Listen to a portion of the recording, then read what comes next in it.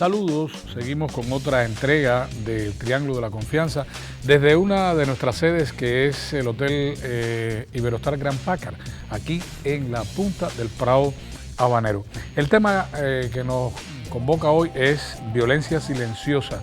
¿Somos conscientes? Ese es el tema y para hablar de él, por supuesto, estamos invitando a una realizadora, Raylis Griñán, también a Daniela Saldívar, periodista, y a la psicóloga Marta Valeria. Así que bienvenidas las tres al Triángulo de la Confianza. Vamos a ver qué sale de este debate.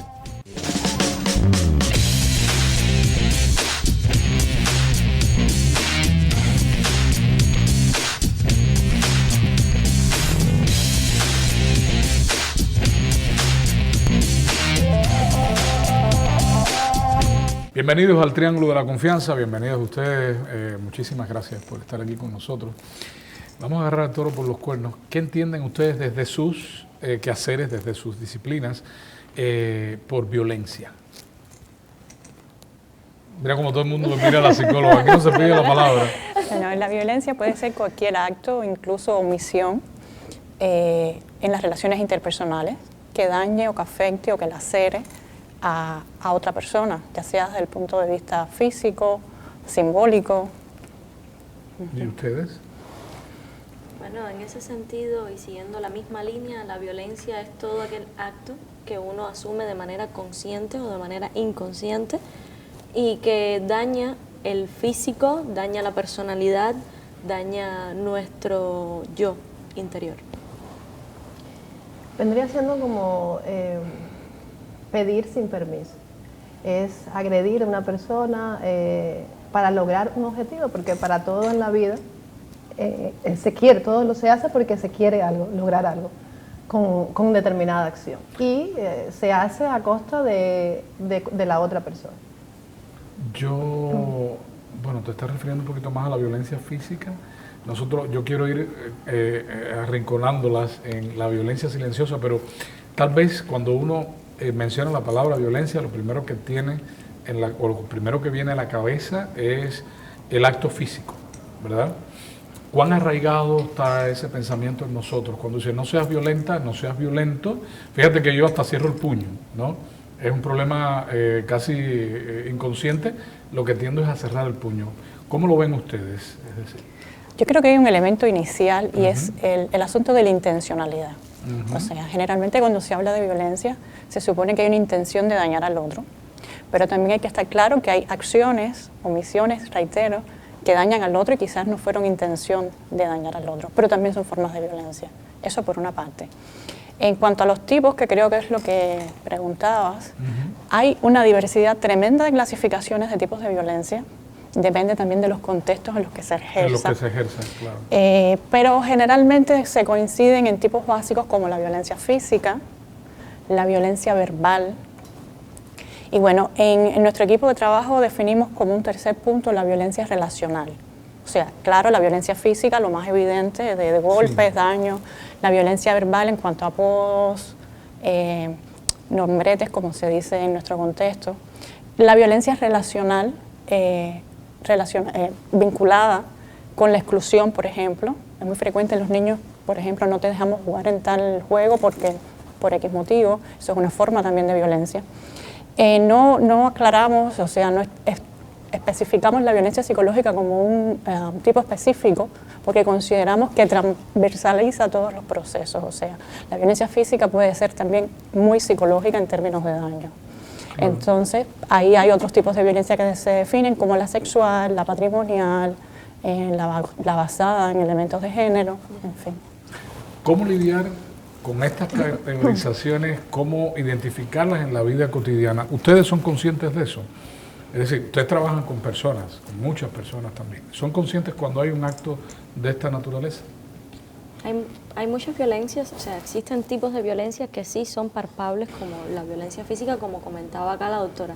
Pero en el caso de la violencia silenciosa, en muy pocas ocasiones es fácil de identificar.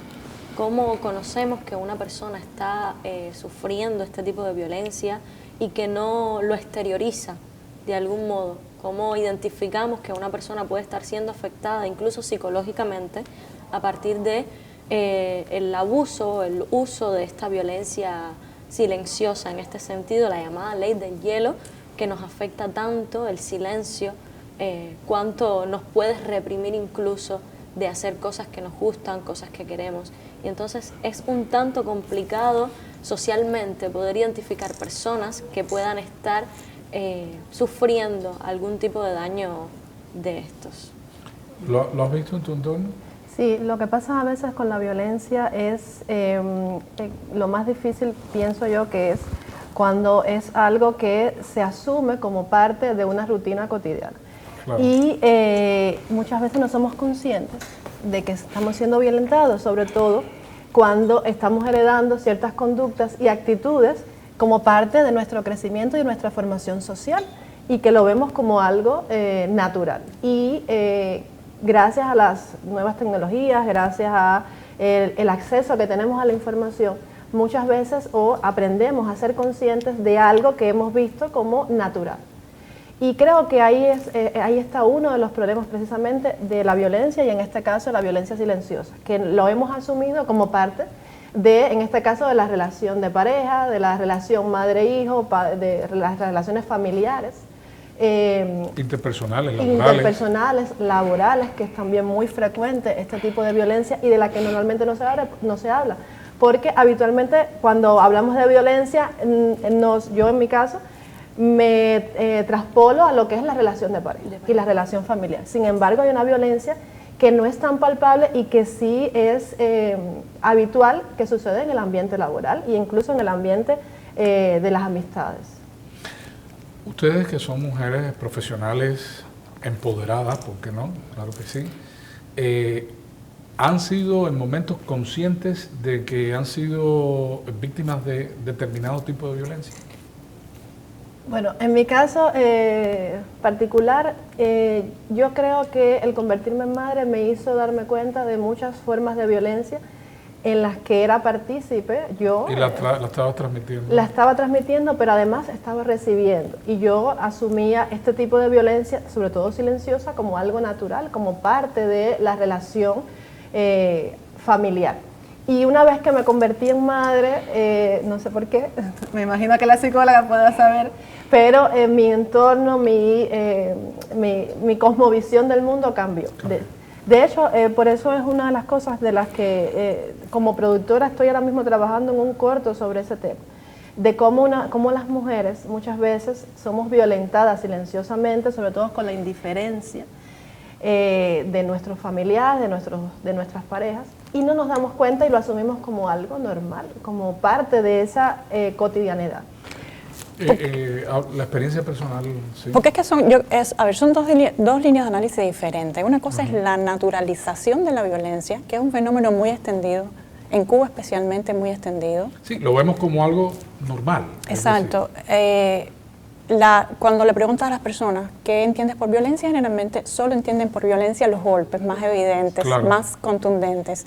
Y todo un proceso que puede ser de humillación, puede ser de maltrato, puede ser de violencia patrimonial, no se entiende como violencia, se entiende como normal en el contexto de las relaciones.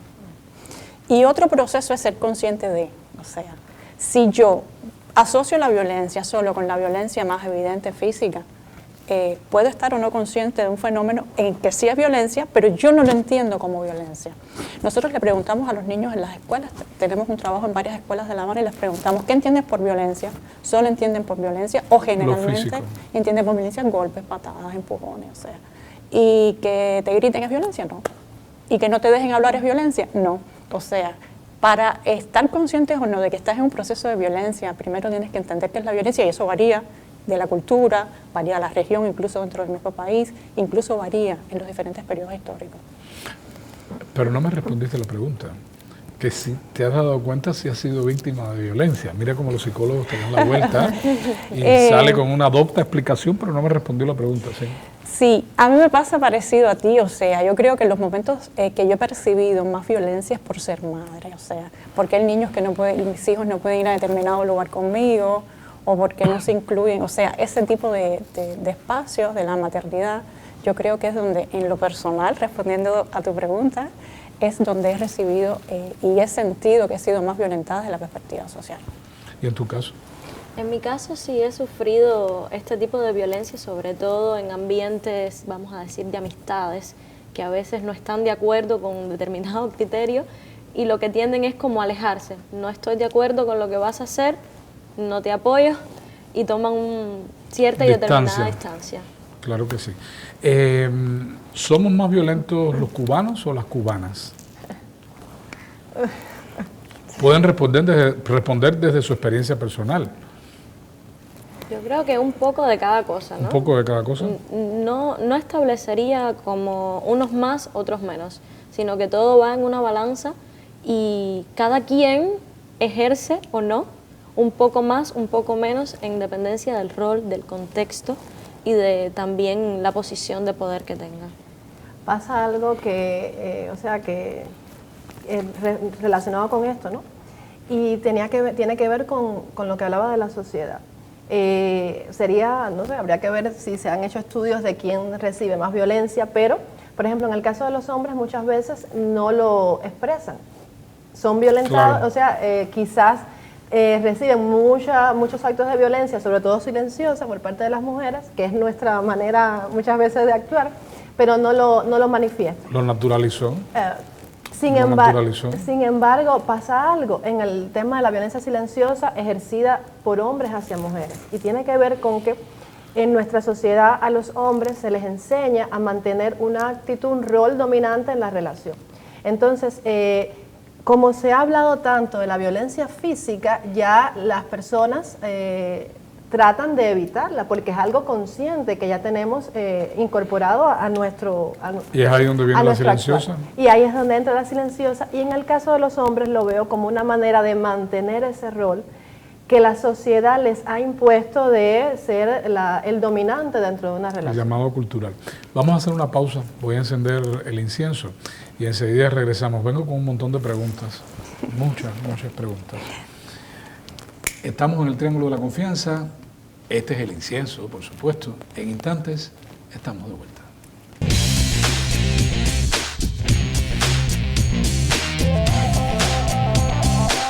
Y seguimos hablando de violencia silenciosa hoy en el Triángulo de la Confianza. Sí, tú traías tu experiencia desde la psicología, también logramos abordarlo y desde el ambiente laboral. Sin embargo, puede haber algo, aunque no seamos conscientes de que somos víctimas de la violencia, puede haber algún indicio, algo con que estemos ayudando a los televidentes, digamos, diga, cuando pase esto, cuando pase aquello, está siendo víctima de violencia. Luego te voy a preguntar y te adelanto cómo reaccionar, ¿sí? Bueno, sí. Que no estemos conscientes de la violencia, que la estemos naturalizando, no implica que no nos dañe. La violencia que no nos daña, siempre daña. Claro. La violencia, y no solo daña en la víctima, que es la figura que suele verse. O sea, los efectos negativos de la violencia también se ven en el perpetrador, en el victimario, claro, y también se ven en el observador. O sea, en el observador. Exacto.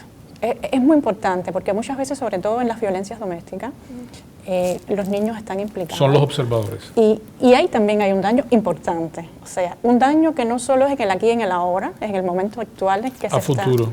Sino a mediano y a largo plazo. O sea, hay datos, no sé si son importantes, pero hay datos relevantes como las personas que están en situaciones de violencia, cuando niños tienen más tendencia a padecer depresión, ideas de autolesión, etc. O sea, con el tiempo, obviamente. Sí. Después de adultos. Sí. ¿Son ustedes conscientes de cuando alguien en su entorno está cometiendo un acto violento? Lo que pasa también con la violencia, que por lo cual en este caso la silenciosa también es negativo, es que la violencia es una espiral. O sea, comienza de una manera, pero puede ir increciendo, puede llegar ya al extremo de la violencia, que es la física, que sí es un acto directo de agresión y de daño. Un resultado de una acumulación. Pero yo sí creo que una manera quizás de darse cuenta si uno está siendo violentado es cómo te sientes respecto a determinada actitud que ejerzan sobre ti, determinada acción que alguien ejerza sobre ti. Porque de hecho la violencia, una de las cosas que yo creo que lleva es el malestar. Entonces, cuando algo está hecho desde lo negativo... Perdona, tú no sabes si han sido violentos contigo, ha ocurrido un hecho y te sientes incómoda. ¿A eso te refieres? Sí, exacto. Yo a veces me he dado cuenta de cuando han sido violentos conmigo, pero en otros momentos quizás tiene que ver mucho también con la conciencia de cada persona y cómo puede conocerse, ¿no?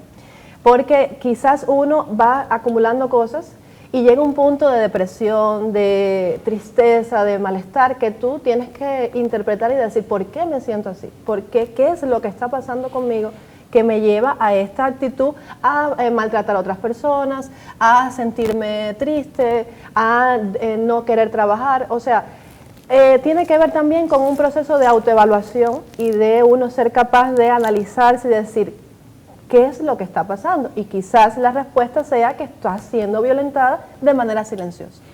Claro. Bueno, ya casi eres una profesional con el tema de la violencia. Quería preguntarles, ahorita yo les dejé la interrogante de quiénes éramos más violentos, o los hombres o las mujeres. ¿Hay algún estudio, hay alguna aproximación desde la ciencia que nos arroje esa característica entre cubanos? Sí, y los estudios avalan la comisión por parte de los hombres de violencia física como tendencia y de las mujeres de violencia verbal o relacional como tendencia también. ¿Cómo romper? Tú le llamabas espiral, en algún momento le llamamos círculo vicioso. ¿Cómo romper ese círculo vicioso de violencia? O, digamos, sabes que estás siendo víctima de lo que está ocurriendo. ¿Cómo llegar y quebrar esa cadena? Es muy importante entender que las situaciones extremas de violencia no empezaron ayer, o sea, claro, que son escaladas. Ahorita preguntabas como señales, cuando no hay diálogo, cuando hay imposición, cuando no hay colaboración, es muy probable que haya violencia. O sea. Y yo creo que entender eso, cuestionarse, quizás para un grupo de personas que hablan del tema, que les es familiar, queda más claro, pero estoy segura que hay muchas personas que ni siquiera se lo han pensado, que no lo elaboran, por eso la importancia de estos espacios que son de divulgación masiva, para que las personas al menos comprendan una visión diferente, que a lo mejor, por ejemplo, en una zona rural, con determinados referentes, ni se cuestiona si es violencia o no, sencillamente se va viviendo de una determinada manera y llega un punto en que las escaladas de violencia pueden llegar entonces a niveles insospechados. ¿Cuántas víctimas puede haber en un día, digamos, que son justamente las víctimas de un acto violento que comenzó en la mañana? Tú hablabas de el perpetrador, la víctima, un tercero que también sufre, pero hablo de un día cualquiera, donde empieza uno a escalar esa espiral de violencia. Eso es muy interesante porque los roles de la violencia, como se les llama en la literatura, no son roles fijos. No son roles fijos. O sea, los roles se interpolan. Es muy importante entender eso, que a veces el niño llega agresivo a la escuela y la maestra entonces entiende y también puede remontar o no contra el niño, pero el niño ya fue violentado, claro, en su familia y después llega a la escuela y comete algún acto de violencia contra su compañero de clase y como que por eso es importante tener conciencia, yo creo, de qué persona queremos ser. Claro. Y en función de eso establecer límites. Yo creo que el punto es establecer límites. Eso es importante.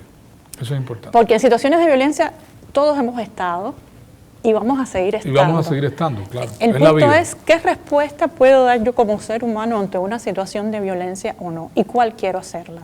Que se escape de mi impulsividad, fíjate, porque la impulsividad va a estar, o sea, acción-reacción es una ley de la física clásica. Claro.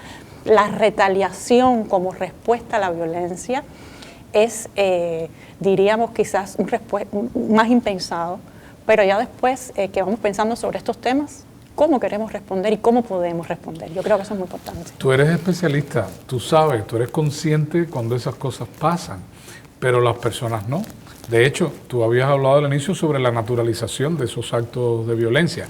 ¿Eres consciente tú cuando eso sucede en tu entorno? ¿Frenas o pones límite, como dice Marta? Yo creo que es bien importante saber poner límite a determinadas situaciones de violencia para no reproducir esa misma conducta violenta y no ejercer tipos de violencia sobre otros.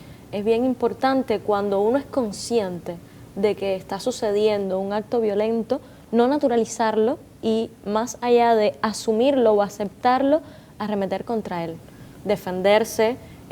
Si es, por ejemplo, una violencia de tipo verbal. Fíjate que ella te está hablando de la impulsividad, o sea, que acción-reacción, o sea, es imposible no reaccionar, sobre todo nosotros que también somos un pueblo con determinado carácter en ese sentido, sí.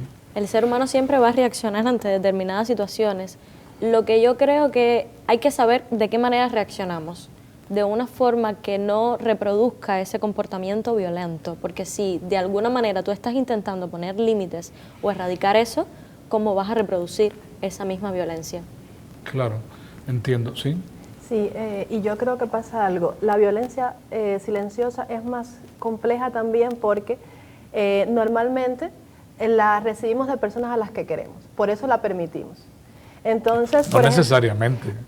Por eso, no necesariamente. Sí, pero me refiero a que, por ejemplo, yo en la calle alguien me violenta, yo soy capaz de reaccionar y de detener. Sin embargo, cuando la violencia viene de una persona a la que quiero y que creo que me quiere, entonces es más complejo darse cuenta, ser consciente. Discernir. Ser consciente y además llevar a un cambio, porque normalmente tiene que ver con personas cercanas a uno que tienen ese poder de manipularte, de lograr lo que quieren.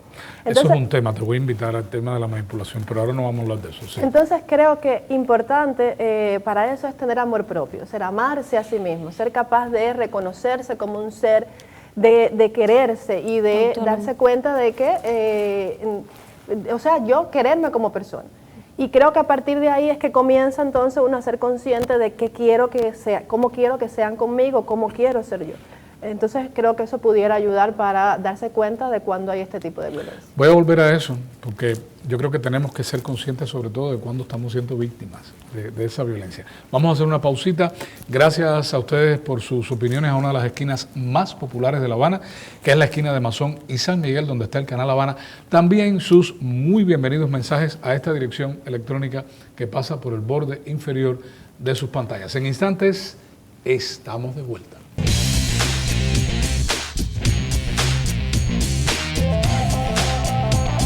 Y seguimos hablando hoy en el Triángulo de la Confianza sobre violencia silenciosa. ¿Somos conscientes? Ese es el título del programa. A mí me gustaría, antes de que este programa concluyera, que tú como especialista, por ejemplo, Marta, nos acercaras visualmente a esos tipos de violencia silenciosa, porque de alguna manera tiene que quedar claro, ¿cierto? Cuando hablamos de violencia silenciosa, porque fíjate que empezamos hablando de la violencia física, que es lo que más todos tenemos en nuestro imaginario, pero hay que hacer conciencia sobre esas otras violencias y que además están en el cotidiano. ¿Cuáles son? Hay muchas formas de violencia silenciosa, algunas incluso impensadas, pero otras más elaboradas. Más elaboradas. Bueno, la elaboración de una violencia silenciosa se acerca a la perversidad. Exacto, ¿no? Obviamente. Y casi es peor para quien la perpetra que para quien la recibe. Claro. ¿No? O sea, pero bueno, básicamente la violencia silenciosa es no dar respuestas a un asunto. No dar respuestas a un asunto. No dar información sobre un asunto, no dar la suficiente información. Es clásico entre los jóvenes que hablan, me dejaste en visto, o sea, claro. No responder mensajes por vía electrónica. Pero hay otras formas de violencia silenciosa que son muy importantes, que es privar de derechos. Privar de derechos. Que es privar de recursos. Ajá. Hay una forma que yo quiero, es muy complicada, pero no quiero dejar de mencionarla, que es en el caso de los niños que muchas veces están desatendidos, no están guiados por los adultos, no solo por la madre, por los adultos responsables, y eso es una forma de violencia. O sea, porque implica una responsabilidad que no se ejerce de manera adecuada con una persona que está indefensa y que no puede valerla por sí mismo. Yo creo que esas son formas importantes de violencia. La imposición. La imposición. Sin lugar a réplica, eso también es una forma importante de violencia. O sea, yo creo que la violencia silenciosa, como cultura, decías ahorita, la violencia, los cubanos somos más quizás expresivos, más comunicativos, quizás en las culturas asociadas a Europa o a otros contextos queda más clara la violencia silenciosa, pero en nuestro país donde casi siempre hablamos y casi siempre decimos y somos muy gestuales y muy expresivos incluso físicamente, la violencia psicológica también existe de otra manera, pero es importante, yo creo que es importante que las personas lleven la noción de que eso son formas importantes de violencia, aunque no haya gritos, claro, aunque no hayan agresiones físicas. Puede no haberlo, claro que sí. Puede no haberlo. Sí. Un clásico, usted me dirá, de violencia silenciosa es en el caso de las mujeres y los hombres normalmente con eso, o incluso las mujeres, no, tú no sabes.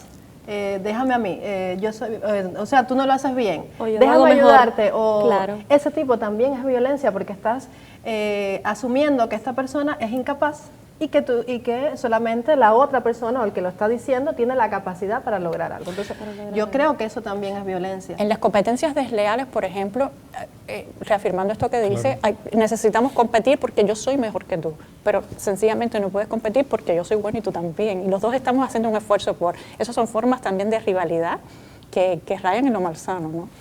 Sí. En el ambiente laboral, es que me vienen a la mente, ¿no? Y quiero también adelante, aprovechar el espacio. En el ambiente laboral, personas que no te saludan, o sea, todo estaba bien y de pronto aplico un poco la ley del hielo, no te saludo porque me molestó y lo hago de esa manera. Entonces, eso también es violencia. Esas personas que utilizan ese tipo de cosas para lograr algo o para mostrar su malestar con algo, ignorar a la otra persona.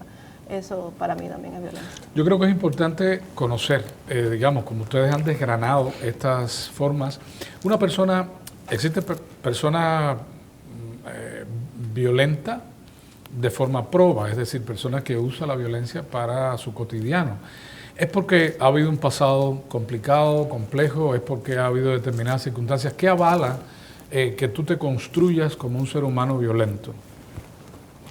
Yo pienso que pueden existir diferentes patrones que te han llevado ahí, quiero decir, que te han llevado a ese tipo de violencia, pero el nivel de construcción de la personalidad no debe estar pautado, ¿no?, por los antecedentes. O sea, tú decides ser la persona que eres. No es que la violencia te haya llevado a ser una persona netamente violenta, porque se puede dar el caso de que tú hayas tenido un pasado violento, sin embargo no reproduzcas esos patrones de violencia, aceptas o decides no ser esa persona y alejarte un poco de lo que ya tuviste en tu pasado, ¿no?, en tal sentido. Pero se da mucho el caso de que las personas suelen reproducir de un modo, claro, ese patrón de violencia. Pudiste haber sufrido violencia física, pero lo traspolas y lo haces de manera silenciosa o lo haces de manera verbal. Entonces eso es bien importante entenderlo, comprenderlo y sobre todo va en la persona. Claro. Tú decides ser lo que quieres ser en tanto tú no reproduzcas lo mismo que eres. ¿Hasta dónde eso puede ser un acto consciente, Marta? Porque a veces nosotros somos muy reproductivos también. Sí, de acuerdo con eso, pero atención, porque muchas veces vemos en redes sobre todo, tú eres la persona que quieres ser, tú llegas hasta donde tú quieres, pero el contexto determina. Claro. O sea, en un contexto determinado se favorece o no determinado tipo de relación interpersonal. Y en ese contexto, obviamente, está claro, el libre albedrío, ¿no? Exacto. La decisión individual. Entonces yo creo que es ese vínculo entre lo que sí viví en mi contexto familiar, en mi contexto comunitario. Por ejemplo, nosotros, reitero, esta investigación que hacemos en escuelas, no nos dan las mismas respuestas en el barrio de San Isidro que en Plaza de la Revolución ni que en Playa. O sea, claro, diferentes. Ninguna es mejor a la otra, pero sí son diferentes porque el contexto condiciona también las formas de intercambio, porque obviamente si un determinado comportamiento te funcionó para resolver un problema, acudes a él. ¿Qué hacer para ser menos violentos en nuestro día a día? Pueden resolverlo con una frase corta, que es muy difícil. ¿Qué hacer para ser menos violentos? Autoconciencia. Ponerse en el lugar del otro. Ponerse en el lugar del otro. Pensar antes de hacer. Pensar antes de hacerlo. Miren qué tres fórmulas más inteligentes y más interesantes. Yo creo que de alguna manera contribuimos un poquito a visualizar este problema. Muchísimas gracias a ustedes por la participación y por sus reflexiones. Gracias a ustedes por la sintonía. Recuerden que nos vemos la próxima semana por este mismo canal y recuerden bien que en la confianza siempre nacen las buenas preguntas. Hasta entonces.